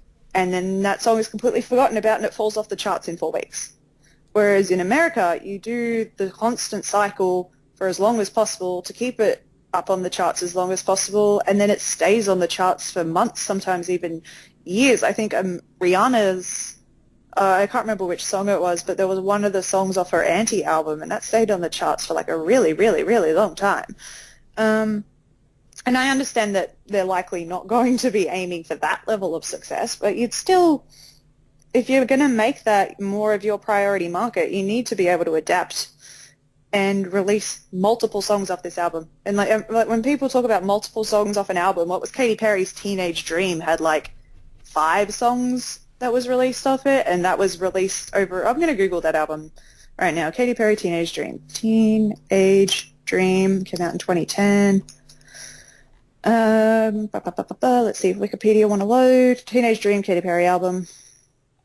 The amount of singles off that album, there was 7 singles, and they were released over a time span of 2 years. So it's like exactly what I was saying in terms of how long the time is between different albums. Imagine BTS going 2 years without an album release. I mean, if they're going into the military, which, you know, these days people on Twitter literally say you need to put a trigger warning before you discuss enlistment. That's how sensitive they are over it. That's like an entire military service period between when an album is released and when the last track off that album is released. And, you know, that's assuming BTS sell, well, they easily sell over 1 million. I think they might have sold close to 4 million with this one. So if BTS released one album and sold 4 million CDs, in Big Hit's mind, if they only released one album every 2 years, then that's only 4 million sales when they could have released 5 albums times 4 and made 20 million sales kind of thing. So they'll never do that. But even just get a bit more consistent, let's see, and maybe release 3 songs off an album in a properly spaced out period. So a properly spaced out period is California Girls coming out in May 7. 2 months later, Teenage Dream came out in July 23. And then Firework came out October 26, so July, August, September. So that's 3 months. And then another 3 or 4 months later, E.T. was released. And then Last Friday Night was then released in June. So there is a 2-month to 4-month time period between each single's release and promotions. So I think On came out, let's see, when did that album come out? BTS On, that song came out February 21. We are now in April 20. So if we were going by a typical American standard, BTS would be releasing a new single off the Map of the Soul album tomorrow or in the next week or so. But Big Hit has already got them in the studio working on their next release. So I think a lot of artists would find that very strange to be so done with your album already, even after what most people wouldn't have even finished wrapping their first single, and then they'd be planning future singles. So I think that's going to be a huge problem that they will always have in their career until such time as they can make a certain amount of compromise. I think, if anything, the only group, I get so much shit from so many fans for saying this, but I think the only group that is really conducive with an American marketing strategy is Blackpink. And the reason for that is because they've only got 13 songs. So if anybody in K-pop right now is capable of releasing songs on a very limited time period and promoting the same song for an extended time period, it would be them, by far the most qualified group to do that. And they've managed to do it somehow successfully. And I give YG so much shit for a lot of the things that they do. So, but do not take this as approval of YG in any form at all. I think it's more to do with the members themselves and how well they work as a group and all that kind of thing. But so is this a yes or a no to the initial question? I got sidetracked, but I think what I'm talking about is more interesting. Oh, clearly. Something that I've been wanting to talk about for a while. Going. So, It's all segue. right. I'd say it's somewhat of an accomplishment in terms of that question because it's still ranking quite highly if it's on the front page, and I'm assuming this question was sent within the last month, because it's showing steps of progress towards a longevity marketing strategy, but I don't think that Big Hit know how to properly manage longevity. And I think the only group that is really going to be able to release content on a limited basis and still be able to maintain an active fandom right now is Blackpink, because they're the only group that is used to doing that in the first place. So I just wish that there was a way for, I think, whoever's managing Blackpink, I think that's UMG, Republic. I get them confused. But whoever's UMG, yeah, Universal, that's the one. If they could just get an album together, just record literally English versions of all the songs that they've already got, maybe chuck in a few new ones because I want a few new songs. But if they could just do that, they'd barely be doing anything different to what they're already doing now. So I think they're the group with the best potential at a long-term chart success without falling off in a month. I think getting back to the question, I think BTS being on top of the JB Hi-Fi website page is a great achievement, because whenever I go on a JB Hi-Fi, I never see K-pop. So the fact that they managed to, I actually went into JB Hi-Fi when BTS was the #1 album in the country, and I could not find it. And it's like, where is it? I didn't want to buy it, I just wanted to see it in there. And it just wasn't there. So so the fact that they're finally forced to acknowledge K-pop in any form is like amazing, because it just feels like to me they don't really want to. Yeah, you kind of have to drag them kicking and screaming. It's like it's a bit like how Michael Jackson sort of forced people to the American pop music market to acknowledge black people. He was that big that they just couldn't say no anymore. They just had to go, all right, we'll let you guys on board now. And I think that's what's happening with BTS and K-pop. Next question. Did you know that April 20th, aka 420 International Smoke Weed Day, which is also today, by the way, is Hitler's birthday? Hitler's birthday. Yes, you knew. There you go. I didn't. So everyone thinks I'm obsessed with Nazis now because I've made like 2 Nazi posts in 1 year.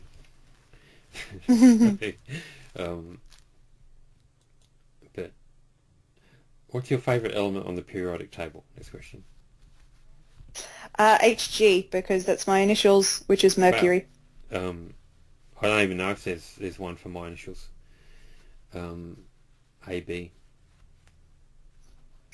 I know that's a blood type, but I don't think that's a periodic table element. Oh, I missed out then. Next question. I've been wondering about career booths. Do you think they are actually as common as K-pop fans make them out to be? I've been a K-pop fan for 7 years now, and I've honestly never met a career booth, neither online... Lucky you. Bloody hell, it's dodged a bullet. And dodged a hail of bullets.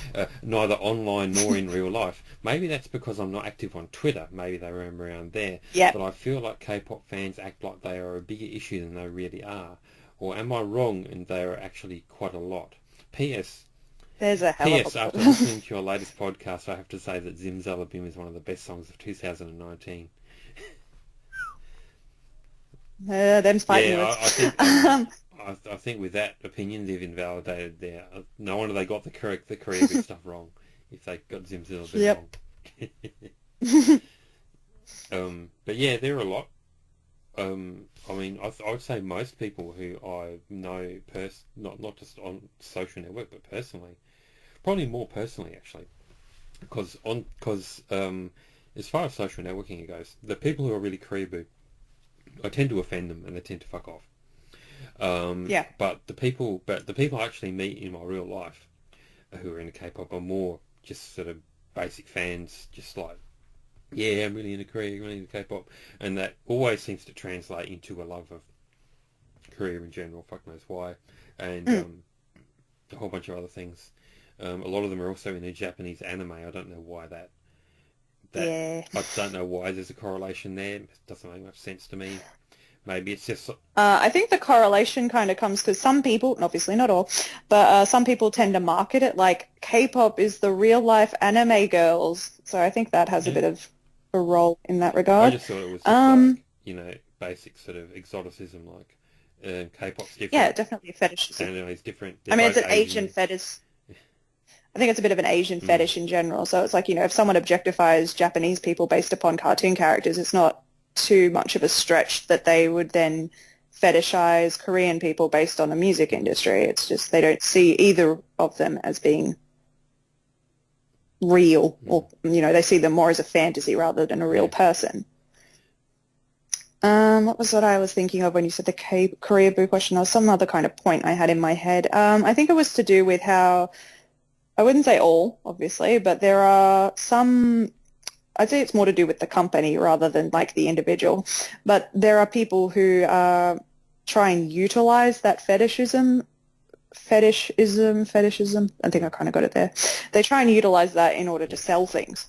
So, like there was the season of Hello Baby that M Black were on, and all the babies in that season were mixed race. So there's definitely fetishism that goes on within the industry in terms of aesthetics in terms of marketing to international fans, and like I think there Right, was yeah. definitely a bit of yeah, yeah. So there's a hell of a lot of fetishism that goes on. Fans themselves are like super disgusting about it. There's like a super common thing on a lot of, I wouldn't say in my newsfeed because, I don't tolerate that shit. But, a lot of people who say really gross shit like, oh, I want a mixed race baby purely because of how pretty they are kind of thing. And Wait till they see what comes out it's like, before they say that. yeah, yeah. What was the thing that I saw? Like there was a whole shit fuckery of some girl on TikTok who went viral-ish over she went to Korea and she was dating a Korean guy based on meeting him online or meeting him on Instagram or some sort of thing like that. And she, thought he was the one or whatever, but he was cheating on his girl that was back in Korea. And then turned out she got pregnant and then he wasn't responding to her. And that's why she took to the whole thing online of trying to force him to acknowledge the child that he had created with her whilst cheating on his Korean partner back at home. And it was like super fetishizing in terms of she just wanted to have a hot Korean boyfriend like all the K-pop idols do. And then it actually kind of goes both ways in terms of Korean guys are very happy to benefit off the fetishism because they want to get an easy lay or an easy girlfriend. So it works both ways in some regards. Next question. Do you prefer having ketchup, mayonnaise, etc. sauces at room temperature or straight out of the fridge? Depends on what the sauce is. So tomato sauce, I will always argue, belongs in a pantry. Mayonnaise, I think, needs to be kept in a freezer because that has egg in it. And I think that's potential issues there if you don't refrigerate something with egg. Straight from the facts, the nutrition facts are here. Yeah, I tend to keep everything in the fridge so I can. Did you know that testicles have taste buds? Ew. Well, I No. can't taste anything with my testicles. So you must be tasting I can't. jeans a lot. Yeah, I, I'll try putting some chocolate on my balls, see if I can taste the chocolate. I probably can't. So if there's taste buds down there, they're not doing me a whole lot of good. This one's obviously for you. If you were given access to the resources of a high-end market salon, do you believe you could be able to make Kpopalypse look pretty? Potentially. I like to think I'm pretty good with those kind of tools. Oh, Makeover time. another one for you. Do you think that Kpopalypse would make a good divorce attorney? That's an interesting question. I wonder what Yeah, I sparked know. that. I've never tried it. It's very Yeah, specific. it is. Like, what does a divorce attorney do? I've never had to deal with one. Just get you the maximum amount of dollars Purely based on the out fact. of your separation. Yeah, I was going to say. No, no, purely based on the fact that you don't even know what it is. I kind of have to say no for that. I just say to my client, well, you got married, you fool. You sort it out. I don't give a fuck. You're the idiot who wanted to get married in the first place. Yeah, This is your I problem. think it'll be very good. Oh, wow, another ex-hamster link. If you qualified for the offer, would you apply is the question. And I'll just find out what this is before I share it to you, just in case it's...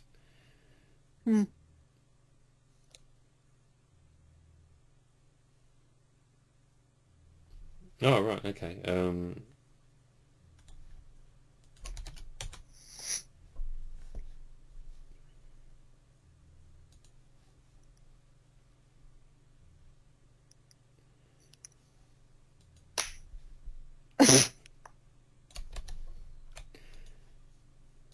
Ex-hamster. I'm fine. I'm pretty sure that there's enough easy access without needing to... Yeah, I'm with John McAfee on ex-hamster. I don't know if you've seen his video about... I haven't.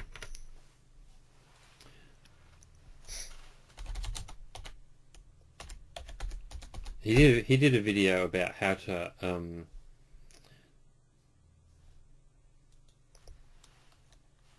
about how to uninstall McAfee software. Ah. And he makes a reference to Xhamster in there, and I'll link you the whole thing, you can watch it later, but his words on Xhamster, someone complained about not being able to get on Pornhub because of McAfee, and the person writing to him said, now I'm stuck with Xhamster.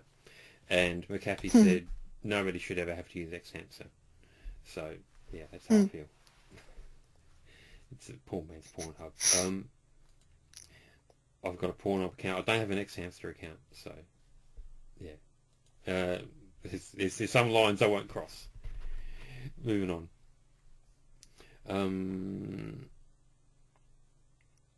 Here we go. Sending mixed signals. They're stockpiling millions of masks, but telling people they don't need them. Thoughts. No need for face masks, says Australia's Chief Medical Officer, as Victoria I've pandemic, been etc. I've been very outspokenly critical of this. Masks clearly have some form of impact, whether it is it's not a fail-safe way. Like, there's obviously going to be some people that slip through the cracks, but it is by far more beneficial to wear a mask than to not wear a mask. And you can clearly see that in a lot of other countries that have since started adapting to that. Like, America was one of the ones who was very, you don't need a mask. And then now the Dr. Fauci, the one who's advising Trump, has been telling people to wear masks. And, like, there's been some really funny images that have come out of Twitter of, like, people making their own DIY ones at home. And, like, I saw someone who had, like, a fucking water keg thing, like, those big water, like, those water not bubble over, like, those water things in the office, like the water coolers. Like, someone had cut one of those that they were then using that to, like, put over the front of their face. It was quite funny. But you get the idea. Masks are very beneficial. I've started doing it from home. Like, I've made my own mask. I made one for 2 for 3 for... I made 3 for friends so far, and I'm making more, and I want to try and make more eventually to, like, give to as many people as possible. As a pro tip for anybody listening who is not able to access masks of N95 quality because they are hoarded and sold out, etc., vacuum cleaner bag filters. Nearly the same level of protection. The filter from a vacuum cleaner bag, if you cut that and then put it inside of the mask on its own won't do very much. But if you put that filter then inside that mask, it boosts the effectiveness by a hell of a lot. No, people are gonna start stockpiling those now. I know. Getting quick. Getting quick if you haven't already. So we'll move on.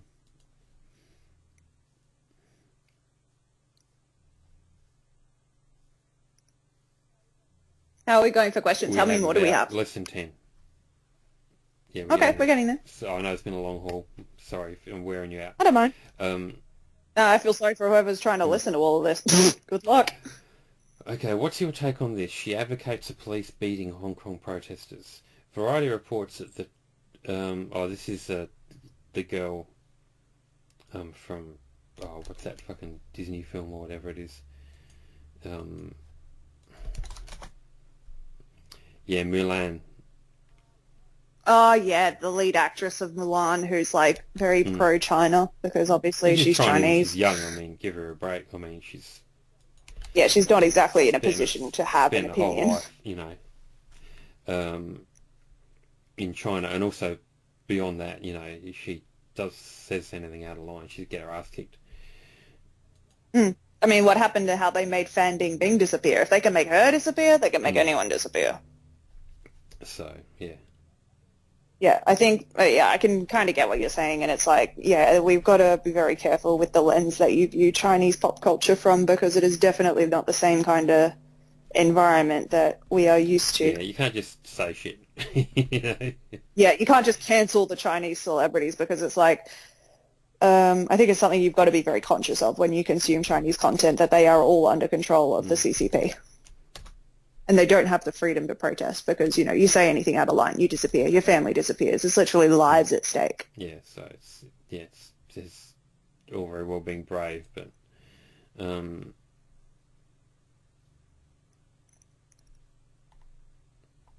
right, this one's weird. I'll send you this.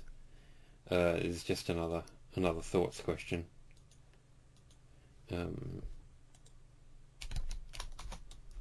There's a lot to take in. I'm just going to go read it myself. Um, Mm. to be honest, if my wife was cheating on me, I'd rather she fuck the dog than she be fucking a 13-year-old boy.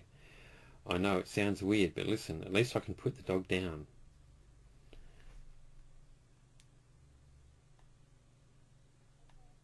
I saw a 4chan thread about guys who find out their girlfriends' wives' daughters get fucked by dogs. Suffice to say, if I ever have a daughter, I'm not getting a dog. This is part of it, but went on for a while. Just got my girlfriend to agree to have a dog eat her out. I convinced my girlfriend to let her parents' dog. Oh, that's bad.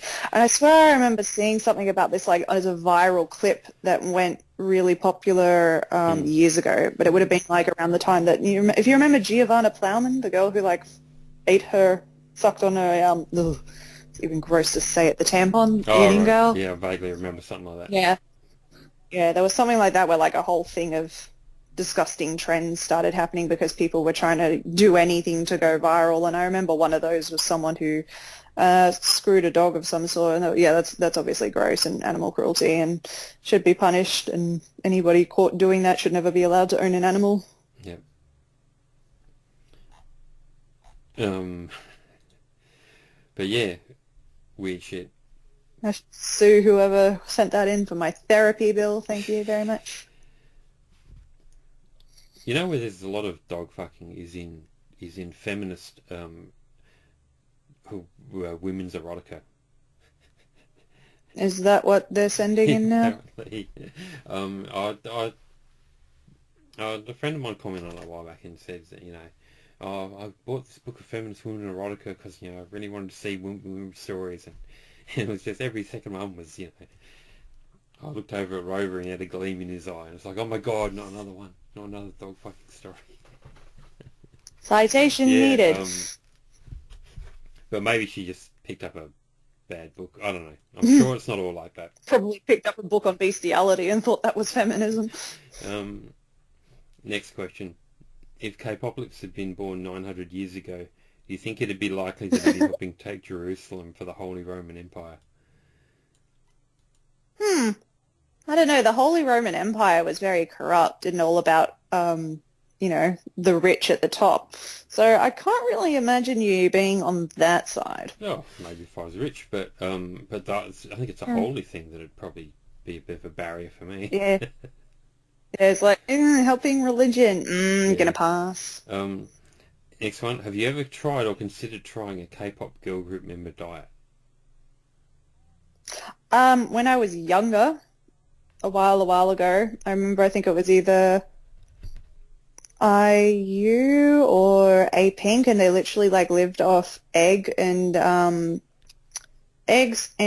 what's the other one? Sweet potato. I think I tried doing that for like a little while, but it just didn't work out.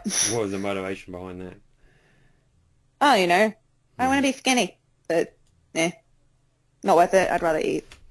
Next question. Americans are strange. Yes, and a link.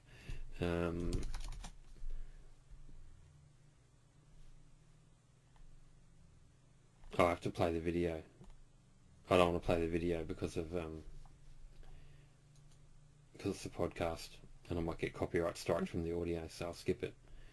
Yeah. Just like we don't have a million questions. There's only a few more to go. What are some cliches or preconceptions that foreigners have about Australians which annoy you? Nothing really particularly annoys me. I mean, I think Mostly true anyway, aren't they? yeah, majority of them are true. And then it's like none of them are particularly oppressive. Like, if you think about cliches and stuff, a lot of them for certain other countries can be very offensive and racist. Whereas like in Australia, nothing's effective to, impact my life in like a racial restrictive way. So it's nothing that bothers me. The worst thing they can really say about us is that we drink Fosters when we don't. So that's about as offensive as it gets. That's a lot. Next. I got asked this on my live stream as well. I don't know what the fascination with this question is if a hypothetical mad scientist swapped your dad's mind into your hypothetical male romantic partner's body and vice versa. Oh, yeah, would you fuck? Yeah. Who would you fuck to? Yeah, and I'm just like, well, bold of you to assume I have a partner or someone. I'm like, you guys could be stuck. I don't care. Let's move. That's a you problem, not a me problem. Why are there so many racist and misogynistic idols? No matter what group I search about, there's always at least one member with such scandals. Is it related to them being grown up in a very close environment of companies without proper education? Well, he answered his own question, or she did, didn't they? Yeah, I won't be flat out racist and say something like, oh, it's because every Korean is like that, because obviously that's not the case. But if you look at social progression, there are certain issues that Korea are comparatively behind on in compared to more progressive countries, and that also has an impact on that as well. But, I mean, there's plenty of racist, homophobic, misogynistic people in every country. So, look at Justin Bieber. He was exposed for singing One Less Lonely N-word when he was at the height of his fame, and it's never had any sort of impact on his career. So I highly don't think that is a Korean-specific problem either. Yeah, I think it's a fame-specific problem, especially when you experience it when you're very young, because you're in that world and you're not experiencing a lot outside of it. I mean, you have your social media, but if you're spending like 12 hours a day, every idol I've ever spoken to is like, it's like 12 hours a day every day at least doing this shit. There's not a lot of time spent being culturally aware. And I won't do I didn't mean it, because that's like such a cliche. It's also, and it's like, it's not an excuse, but I will say that a lot of behavior, whether it be in regards to attitudes on certain things, is learned behavior, and it's parroted behavior, and especially if your frontal cortex is not yet finished developing, it's to do with what you're exposed to, what you're surrounded by, what other people who are around you encourage and make you think is normal. But obviously you do have a certain level of responsibility to question things that are around you as well. So yeah, it's a combination of a lot of different things. It is definitely not a Korean or K-pop specific problem. Plenty of racist and misogynistic people in Western groups. I should know. I've been in bands with some of them. It's not that unusual for people to have those sort of thoughts. So it's just that it's just so the focus is on K-pop and what these people say, and so every now and again something slips out because. I mean, very fittingly that we're talking about this right now, and I'm scrolling Twitter. Someone by the username of Tonestradamus just quoted, "I'm not racist, I'm 17, white people." And it's funny because, so many people who are famous or, be it on TikTok, be it as real celebrities for performers, they all, a vast majority of them have problematic pasts, like Camila Cabello and how she used the N-word against Normani. And that was a recent issue as well. Like, that happened within a time period that's quite recent. It wasn't just 2011. Obviously the time period not excusing the actions either way, but it was like at an age and an internet age where there's a lot more information available than there was in, say, 2010. But you should easily know that calling your own black bandmate the N-word is offensive. And there were times where Normani was being sent pictures of her being lynched, which is just horrible to think about. And it was by Camila Cabello's own fans. And she wasn't doing anything to kind of speak up against that harassment or try and stop that from happening. And then it turns out she's using that word against her teammate whilst her fans are doing it. Like, that's awful. And then if you look at their career success since Fifth Harmony, who's the one that's had the more successful career, it's like, that's insane to me. And if you also look at their talents as individuals as well, Normani's got a good voice. And then her song Motivation, when she performed that, she was doing fucking flips on stage.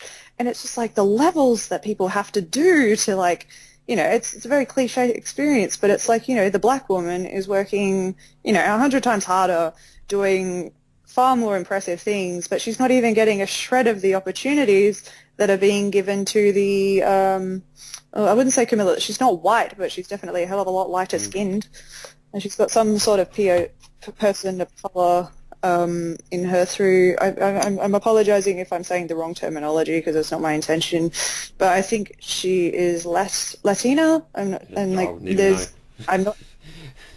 educated enough to speak. I couldn't even tell you his Fifth Harmony, but yeah, the girl band Fifth Harmony, Camilla, very racist past that got exposed, no impact on her career. And she's had, 2 number one albums. So I'm not sure if the last one went number one, but, she had massive success off Havana and that full-length album. And then the next album came out. She got exposed for being racist in the past. And, she's still getting that Cinderella movie deal, and her label's still promoting her. And, she's still dating Shawn Mendes, and they're just such a cute, lovely couple together. But, who cares that she's a racist? She's popular. But, what's that happening for Normani? Normani's doing... I'd say she's been far more impressive to me in terms of the music she's released, even if it's she has that song with Khalid, Love Lies, love that song. And then her single, Motivation, also a really, really great song. Turns out it was written by the person who wrote Hit Me Baby One More Time. And I'm like, mwah, pop masterpiece. I loved it. Loved the music video. It was a total throwback to all of the things that are super nostalgic that I adore. So yeah, I'm definitely Team Normani in this situation, and I'm rooting for her success, but it's just it makes you hate the world sometimes. So again, this is a worldwide problem. This is right in our own backyards, in our own music industries. This is not a thing that is unique to Korea by any stretch of the imagination. Yeah, people are people. So they're not going to change. But yeah, it's what it is. Let's move on. Second last question, by the way. Why do companies let their idols do androgynous concepts, knowing well that there's going to be backlash from some people? Are they trying to attract netizens' attention or show their support to minorities? Hard to say, really. I know that there was Amber, obviously, is the idol that people would associate with that. There's another one in that group, I think it's called Girls in the Park, GWSN. I think they've got an androgynous member as well. I think there was one in the Chinese group. There's a Chinese group that I've seen that I think they might have been all androgynous. Was one of them, and then there was another one that was in the Rocket Girls, I think. I'm not sure. I think it might be a potential way of appealing to a broader audience. I know in the case of FX, they were all very different from each other. All 5 of them were. And that was done to try and reach as broad an audience as possible and try and avoid a cliche stereotype of what a girl group should be. So I think that it would be an intentional way of trying to separate themselves from what is considered to be the mold. That's just my opinion, really. I don't have much to say on it. I don't know. I just think it's marketing. And, the more... the more things you throw out there, the more chance something's going to resonate with somebody. And there's no point having a group of 8 or 9 or 5 people when they're all the same. Because you want to have that something that sticks out that resonates with somebody. And if you have 9 people in a group, then you want them all to have fans. And you don't always know what's going to be a hit. So you just sort of pick what you think will work. And sort of try and mix it together and hope it all works out. And then, and does anyone ever really predict who's going to be the popular one in the group? Did anyone predict that Chu would be the most popular person in Luna? Interesting. But she is, and so I think it's companies hedging their bets. In terms of personality, because they're trying to sell the personalities, but you can't sell a whole bunch of personalities. They're all exactly the same. You need something that sticks out. That's why Dewey from Momoland got all the shine in that group, because she came out with this exuberant personality that was different. Yeah, I think they were hedging their bets on Nancy, to be honest. She got a lot of the front center treatment, and then just Dewey being crazy, cool, being a bit quirky, and the dance routines got the attention, and it boosted the group. So it's, sometimes it can happen that way, but then sometimes it happens with someone like Hani from XID. So yeah. Anyway, last question for this podcast. Netizens are forgiving Wonho, but why weren't they this generous and forgiving towards other idols? What made Wonho's situation different? Depends who you classify as netizens, because I'm sure in Korea especially there's going to be a lot of people who still want to talk shit about him. It's, yeah, it's like, how was that quote that someone said? Something just vaguely like, not all netizens, because it's like the people who post hate comments on one article aren't necessarily the people who are forgiving on another article. Like, they're two completely different comment sections. That's not to say the same people carry over. So I think that, unfortunately for him, it's always going to be something that's mentioned in his name. I'm not 100% sure what the story with him was about. I think there was something to do with potential drug use. It was never really directly but then there was stated. also, yeah, it was always a bit vague. So yeah, I'm not really educated enough on Wonho to give much of a thought of this assessment. Like, it doesn't bother me what they do, provided it's not assault, especially like sexual assault, then I'm just like, go nuts. Go take your drugs. Do what you want. Doesn't bother me. And I think that's the attitude that a lot of Westerners have. So, Wonho being forgiven by Westerners, very easy for that, because, we don't really care that much about drugs. Yeah, that's it. I mean, people got to understand as well that when people start looking at what netizens say, netizens in inverted commas, you're often just being fed a narrative by, certain websites that will publish certain comments in favour of other comments. Netizen Buzz obviously being the key example of there that. There are others as well, I mean... Yeah, of course, like Pancho is another one. Because they always put down the comments and they put down how much something was upvoted and downvoted, but those figures aren't static, they change over time. So depending on when someone happens to click on an article and decides to translate it, will make a big difference in where those things rank. And of course, and then you also decide, well, how many of those comments am I going to translate? Where am I going to stop? And you can see that which narrative do I want to push? And so you'll see sometimes they'll translate a whole bunch and they'll get to the kind of questioning ones at the bottom a bit, and sometimes they won't. Sometimes they'll stop before they get to that point. So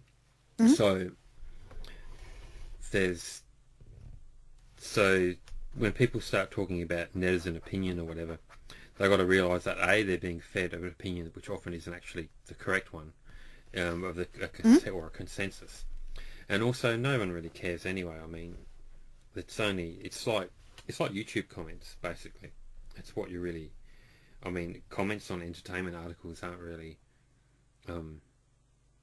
indicative of the population as a whole and what they think, or fans as a whole and what they think. And, I mean, even Netizen Buzz has a disclaimer on the site saying exactly that, because presumably she was sick of people being so retarded, but then I think she eventually just gave up on trying to make people see reason, because she never writes any editorial content anymore whatsoever. And I think they've just given up and said, all right, we're a click site, fuck it. But yeah, it's just, if you talk to anyone who actually lives in Korea about, netizen comments on Nate and Naver, they'll just be like, what? It's like a minority of trolls, basically. It's like... Yeah, well, I've always viewed netizen comments as like taking people from Twitter and then saying, this is how Western fans think. I'm like, they're fucking idiots. It's just like, if you wouldn't take a translated comment of Stan Twitter as being the standard of how people think on the West, why would you do the same thing from Korean sites as well? It's just like, it's probably 15-year-old Stan accounts of the Korean equivalent posting things about either how fantastic their favorite is or shit-talking every other group that they perceive as a threat. It's just, lame stuff. I mean, winners in life don't leave comments like that. You know what I mean? It's, I'm sure,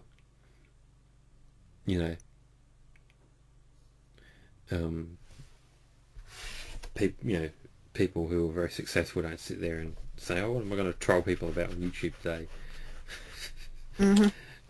Busy doing other shit. But yeah, as for Wonho, I don't know.